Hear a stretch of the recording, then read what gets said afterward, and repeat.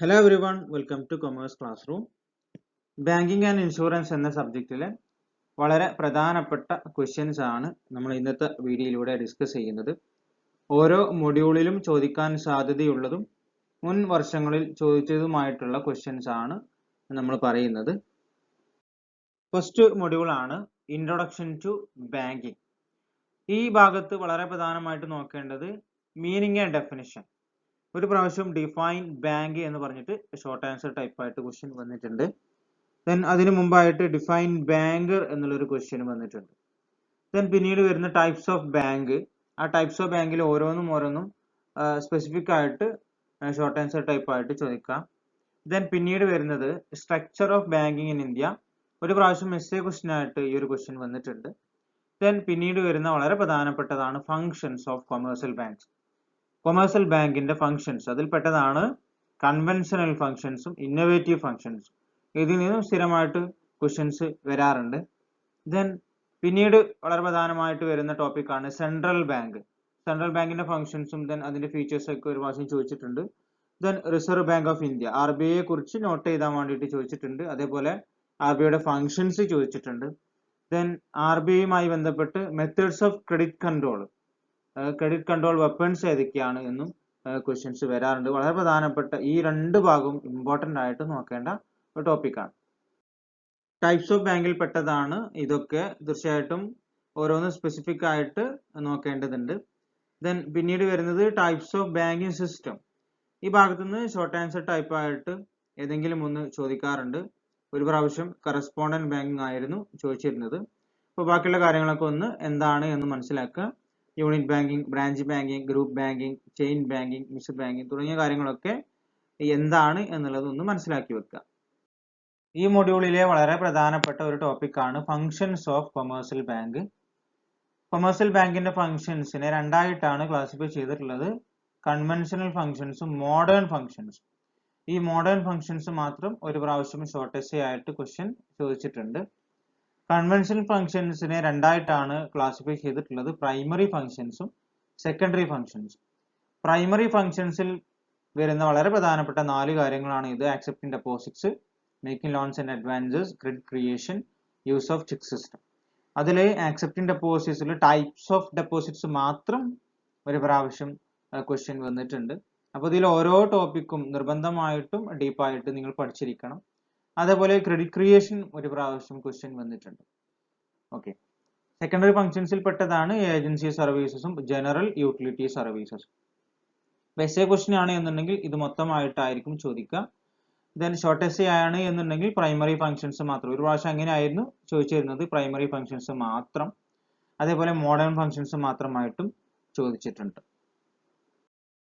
പിന്നീട് ഈ മൊഡ്യൂളിൽ വരുന്ന വളരെ പ്രധാനപ്പെട്ട ടോപ്പിക്കാണ് മെത്തേഡ്സ് ഓഫ് ക്രെഡിറ്റ് കൺട്രോൾ. RBIയുടെ ക്രെഡിറ്റ് കൺട്രോൾ മെത്തേഡ്സ് ഏതൊക്കെയാണ് എന്നുള്ളത് ചോദിക്കാറുണ്ട്. അതിൽ ക്വാണ്ടിറ്റേറ്റീവ് ക്രെഡിറ്റ് കൺട്രോൾ വെപ്പൺസും ഉണ്ട്, അതേപോലെ ക്വാളിറ്റേറ്റീവ് ക്രെഡിറ്റ് കൺട്രോൾ വെപ്പൺസും ഉണ്ട്. ഒരു പ്രാവശ്യം ക്വാണ്ടിറ്റേറ്റീവ് ക്രെഡിറ്റ് കൺട്രോൾ മെത്തേഡ്സ് ആണ് ചോദിച്ചിട്ടുണ്ടായിരുന്നത്. അപ്പോൾ ഇമ്പോർട്ടൻ്റ് ആയിട്ട് നോക്കേണ്ട ഒരു ടോപ്പിക്കാണ് ഇത്. RBIയുമായി ബന്ധപ്പെട്ട് വരുന്നതാണ്. RBIയുമായി ബന്ധപ്പെട്ട് RBIയുടെ ഷോർട്ട് നോട്ട്, RBIയെ കുറിച്ച് ഷോർട്ട് നോട്ട് എഴുതാൻ വേണ്ടിയിട്ട് ഒരു പ്രാവശ്യം ഷോർട്ട് എസ്സേ ആയിട്ടും ചോദിച്ചിട്ടുണ്ട്.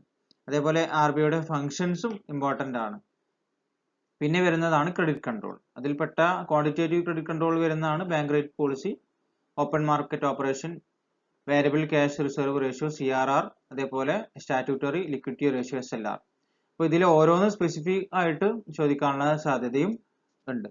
ദെൻ അതേപോലെ ക്വാളിറ്റേറ്റീവ് ക്രെഡിറ്റ് കൺട്രോൾ വെപ്പൺസിൽ പെട്ടതാണ് regulation of margin requirement, regulation of consumers credit, rationing of credit or credit rationing, direct action, moral suasion or persuasion, issue of directives. അതിൽ മോറൽ സുവേഷൻ ഒരു പ്രാവശ്യം ഇത് മാത്രം ചോദിച്ചിട്ടുണ്ട്. അപ്പോൾ നിർബന്ധമായിട്ടും ഈ ടോപ്പിക്ക് പഠിച്ചു വെക്കുക. സെക്കൻഡ് മൊഡ്യൂൾ ആണ് നെഗോഷ്യബിൾ ഇൻസ്ട്രുമെന്റ്സ്. അതിൽ എന്താണ് നെഗോഷ്യബിൾ ഇൻസ്ട്രുമെന്റ്സ്, അതിന്റെ ഡെഫിനിഷൻ നിർബന്ധമായിട്ടും പഠിച്ചിരിക്കണം. ഒരു പ്രാവശ്യം ഡിഫൈൻ നെഗോഷ്യബിൾ ഇൻസ്ട്രുമെന്റ് എന്ന് ചോദിച്ചിട്ടുണ്ട്. Then what are the features അല്ലെങ്കിൽ ക്യാരക്ടറിസ്റ്റിക്സും ഒരു പ്രാവശ്യം ഷോർട്ട് എസ്സേ ആയിട്ട് ചോദിച്ചിട്ടുണ്ട്.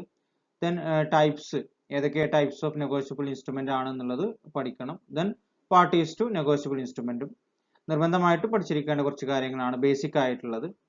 ദെൻ പിന്നീട് ചെക്കുമായി ബന്ധപ്പെട്ട് ടൈപ്സ് ഓഫ് ചെക്ക്, അതിൽ ഓരോന്നും കൃത്യമായിട്ട് പഠിക്കണം. അത് ഷോർട്ട് ആൻസർ ടൈപ്പ് ആയിട്ട് ഒന്നോ രണ്ടെണ്ണോ ഒക്കെ ചോദിക്കാനുള്ള സാധ്യതയുണ്ട്.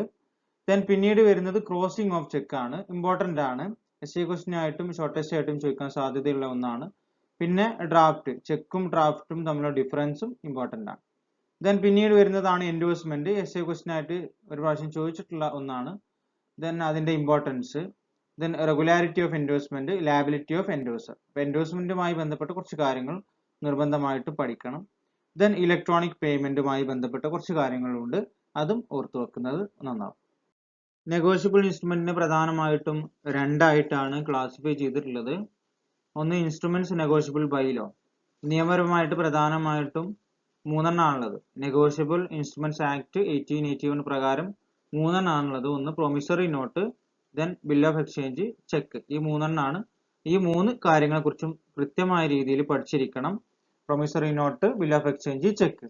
ഒരു പ്രാവശ്യം define check, what are the essentials of A valid check എന്ന് ഒരു പ്രാവശ്യം എസ്എ ക്വസ്റ്റ്യൻ ആയിട്ട് ചോദിച്ചിട്ടുണ്ട്.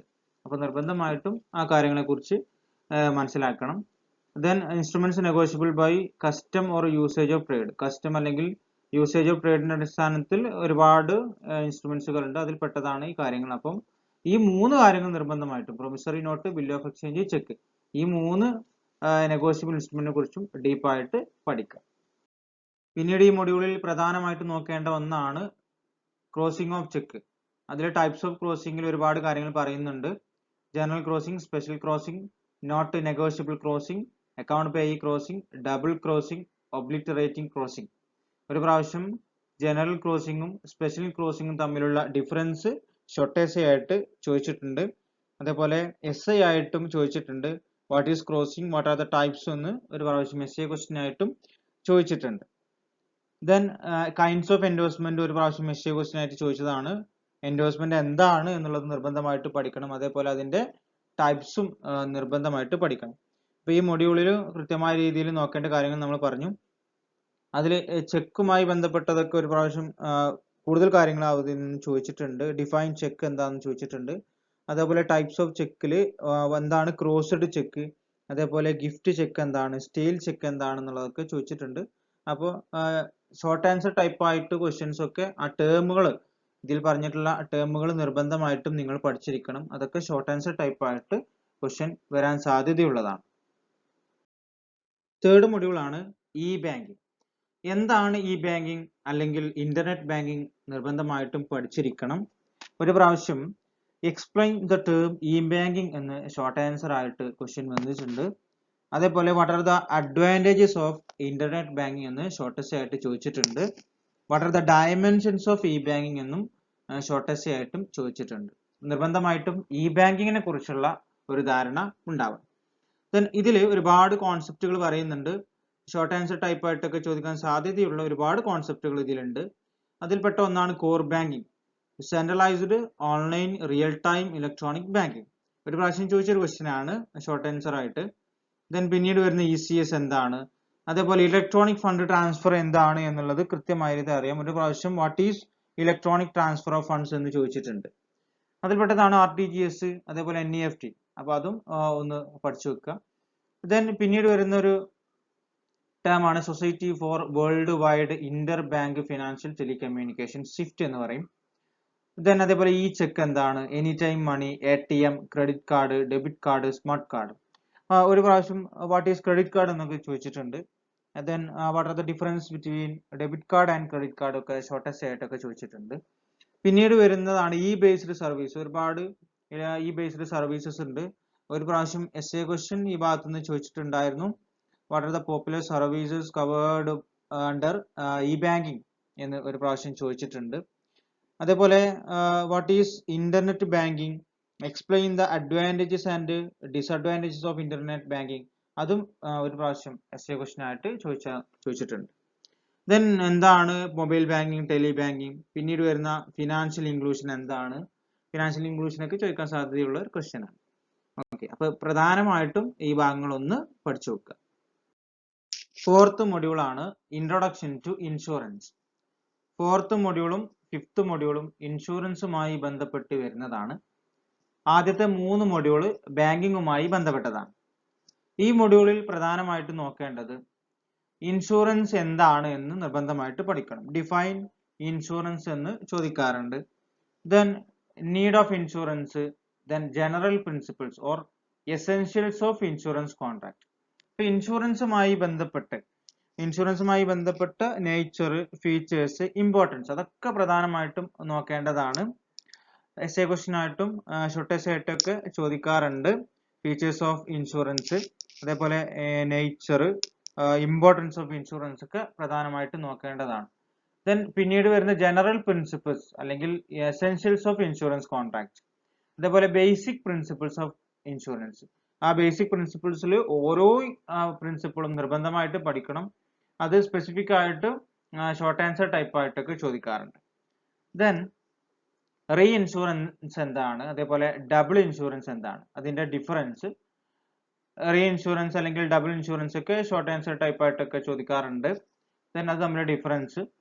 Then various kinds of insurance, ഒരുപാട് ടൈപ്സ് ഓഫ് ഇൻഷുറൻസ് ഉണ്ട്. അപ്പോൾ ഓരോ ടൈപ്പും കൃത്യമായ രീതിയിൽ പഠിക്കണം. ഫയർ ഇൻഷുറൻസ്, മറൈൻ ഇൻഷുറൻസ് ഒക്കെ സ്ഥിരമായിട്ട് ചോദിക്കാറുണ്ട്. അതിന്റെ ഫീച്ചേഴ്സ്, ടൈപ്സ് ഓഫ് ഇൻഷുറൻസ് പഠിക്കുക. ദെൻ അതിന്റെ ഫീച്ചേഴ്സും നിർബന്ധമായിട്ടും പഠിക്കുക. ദെൻ ലൈഫ് ഇൻഷുറൻസും ജനറൽ ഇൻഷുറൻസും എന്താണ് എന്നുള്ളത് പഠിക്കണം. അതിന്റെ ഡിഫറൻസ് ഒക്കെ ചോദിക്കാറുണ്ട്. ഇൻഷുറൻസുമായി ബന്ധപ്പെട്ട ജനറൽ പ്രിൻസിപ്പിൾസ് അല്ലെങ്കിൽ എസെൻഷ്യൽസ് നിർബന്ധമായിട്ടും പഠിച്ചിരിക്കണം. ദെൻ അതുപോലെ ബേസിക് പ്രിൻസിപ്പിൾസ് ഓഫ് ഇൻഷുറൻസ് ഉണ്ട്. Principle of utmost good faith, principle of insurable interest. ഒരു പ്രാവശ്യം വാട്ട് ഈസ് ഇൻഷുറബിൾ ഇൻട്രസ്റ്റ് എന്ന് ചോദിച്ചിട്ടുണ്ട്. ദെൻ പ്രിൻസിപ്പിൾ ഓഫ് ഇൻഡെമിനിറ്റി, അതേപോലെ what is contract of indemnity എന്ന് ചോദിച്ചിട്ടുണ്ട്. വാട്ട് ഈസ് ഇൻഡെമിനിറ്റി എന്ന് ചോദിച്ചിട്ടുണ്ട്. Then principle of subrogation, principle of causa proxima, ഇതും ഒരു പ്രാവശ്യം ചോദിച്ചിട്ടുണ്ട്. ഷോർട്ട് ആൻസർ ആയിട്ട് what is causa proxima. Then principle of mitigation of loss, principle of contribution. അപ്പോൾ ഈ ബേസിക് പ്രിൻസിപ്പിൾസ് നിർബന്ധമായിട്ടും പഠിക്കണം. അത് എസ്എ ക്വസ്റ്റ്യൻ ആയിട്ടും അതേപോലെ ഇതിൽ ഓരോന്നും സെപ്പറേറ്റ് ആയിട്ട് ഷോർട്ട് ആൻസർ ആയിട്ടും ചോദിക്കാനുള്ള സാധ്യതയുണ്ട്. അതേപോലെ ജനറൽ പ്രിൻസിപ്പിൾ അല്ലെങ്കിൽ എസെൻഷ്യൽ പ്രിൻസിപ്പിളും നിർബന്ധമായിട്ട് നോക്കുക. ടൈപ്സ് ഓഫ് ഇൻഷുറൻസ് ആണ് ഇവിടെ കൊടുത്തിട്ടുള്ളത്. പ്രധാനമായിട്ടും രണ്ടായിട്ടാണ് ക്ലാസിഫൈ ചെയ്തിട്ടുള്ളത്. Life insurance, general insurance. General ഇൻഷുറൻസിൽ പെട്ടതാണ് fire insurance, marine insurance, other types of insurance. അപ്പോൾ നിർബന്ധമായിട്ടും ഓരോ ടൈപ്പ് ഇൻഷുറൻസും നമ്മൾ അറിഞ്ഞിരിക്കണം. അതിൽ പ്രധാനമായിട്ടും ലൈഫ് ഇൻഷുറൻസ് എന്താണ്, വാട്ട് ഈസ് ലൈഫ് ഇൻഷുറൻസ് എന്ന് ഒരു പ്രാവശ്യം ചോദിച്ചിട്ടുണ്ട്. വാട്ട് ഈസ് പ്രോപ്പർട്ടി ഇൻഷുറൻസ് ഒരു പ്രാവശ്യം ഷോർട്ട് ആൻസർ ആയിട്ട് ചോദിച്ചതാണ്. വാട്ട് ഈസ് മറൈൻ ഇൻഷുറൻസ് എന്ന് ചോദിച്ചിട്ടുണ്ട്. അതേപോലെ ഫീച്ചേഴ്സ്, ഓരോ ഇൻഷുറൻസിന്റെ ഫീച്ചേഴ്സും പഠിക്കണം. അത് ഷോർട്ട് എസ്സേ ആയിട്ടും ചോദിക്കാറുണ്ട്. അതിൽ ഒരു പ്രാവശ്യം ചോദിച്ചത് ഇങ്ങനെയാണ്, ഫീച്ചേഴ്സ് ഓഫ് ലൈഫ് ഇൻഷുറൻസ് ചോദിച്ചിട്ടുണ്ട്. What are the features of fire insurance, what are the elements of fire insurance contract. അതേപോലെ features of marine insurance, benefits of insurance, അങ്ങനത്തെ കാര്യങ്ങളൊക്കെ ചോദിച്ചിട്ടുണ്ട്. ദെൻ അതേപോലെ വാട്ട് ഈസ് പ്രോപ്പർട്ടി ഇൻഷുറൻസ് എന്ന് പറഞ്ഞിട്ട് ഒരു പ്രാവശ്യം 2 മാർക്കിന് ചോദിച്ചിട്ടുണ്ട്. അപ്പോൾ പ്രധാനമായിട്ടും ഇൻഷുറൻസുമായി ബന്ധപ്പെട്ട് ഇൻഷുറൻസ് എന്താണ്, then nature, features, role, importance, ആ കാര്യങ്ങളൊക്കെ നിർബന്ധമായിട്ടും പഠിക്കണം. എസ്എ ക്വസ്റ്റ്യൻ ആയിട്ട് ചോദിച്ചിട്ടുണ്ട്. ഇമ്പോർട്ടൻസ് ഓഫ് ഇൻഷുറൻസ് ആണ് ഒരു പ്രാവശ്യം എസ്എ ക്വസ്റ്റ്യൻ ആയിട്ട് ചോദിച്ചിട്ടുള്ളത്. അതേപോലെ nature and feature of insurance എന്നുകൊണ്ട് ഒരു പ്രാവശ്യം ചോദിച്ചിട്ടുണ്ട്. ദെൻ റോൾ ആൻഡ് ഇമ്പോർട്ടൻസ് എന്ന് പറഞ്ഞിട്ട് ഒരു പ്രാവശ്യം ചോദിച്ചിട്ടുണ്ട്. അപ്പൊ ഇതാണ് എസ്എ ക്വസ്റ്റ്യൻ ആയിട്ടും ഷോർട്ട് എസ്എ ആയിട്ടും അതേപോലെ ഷോർട്ട് ആൻസർ ടൈപ്പ് ആയിട്ടൊക്കെ ഈ ഭാഗത്തുനിന്ന് ക്വസ്റ്റ്യൻ വന്നിട്ടുള്ളത്. ഇൻഷുറൻസുമായി ബന്ധപ്പെട്ട് വരുന്ന മറ്റു ടോപ്പിക്സ് ആണ് ലൈഫ് ഇൻഷുറൻസ്. അതിൽ law relating to life insurance, general principles of life insurance contract, then proposal and policy, assignment and nomination, title and claims. അതിൽ proposal and policy, assignment and nomination ഇതൊക്കെ short answer type ആയിട്ട് ചോദിക്കാനാണ് സാധ്യത. Then അതിൽ എന്താണ് life insurance, അതുമായി ബന്ധപ്പെട്ട കാര്യങ്ങളൊക്കെ പഠിക്കണം. അതിലെ general principles of life insurance കോൺട്രാക്റ്റും പഠിക്കണം. Then law relating to general insurance, general ഇൻഷുറൻസുമായി ബന്ധപ്പെട്ട് ഒരു ഐഡിയ ഉണ്ടാക്കണം. ദെൻ പിന്നീട് വരുന്നതാണ് IRDA, പവേഴ്സ് ആൻഡ് ഫങ്ഷൻസ്, വളരെ പ്രധാനപ്പെട്ടതാണ്. IRDA insurance regulatory and development authority ആണ്. അപ്പോൾ IRDA കുറിച്ചൊക്കെ ഒരു പ്രാവശ്യം നോട്ടായിട്ട് എഴുതാൻ പറഞ്ഞിട്ടുണ്ട്. അപ്പോൾ അവരുടെ ഫങ്ഷൻസും പവേഴ്സും ഒക്കെ നിർബന്ധമായിട്ടും നിങ്ങൾ പഠിച്ചിരിക്കണം. അപ്പോൾ ഇതാണ് ബാങ്കിങ് ആൻഡ് ഇൻഷുറൻസുമായി ബന്ധപ്പെട്ട വളരെ പ്രധാനപ്പെട്ട ടോപ്പിക്കായിട്ട് നിങ്ങൾ പഠിച്ചിരിക്കേണ്ടത്. ഓക്കെ, അപ്പോൾ തീർച്ചയായിട്ടും നിങ്ങൾ നല്ല രീതിയിൽ പഠിക്കുക, നല്ല മാർക്ക് വാങ്ങുക. Wish you all the best. Thank you all.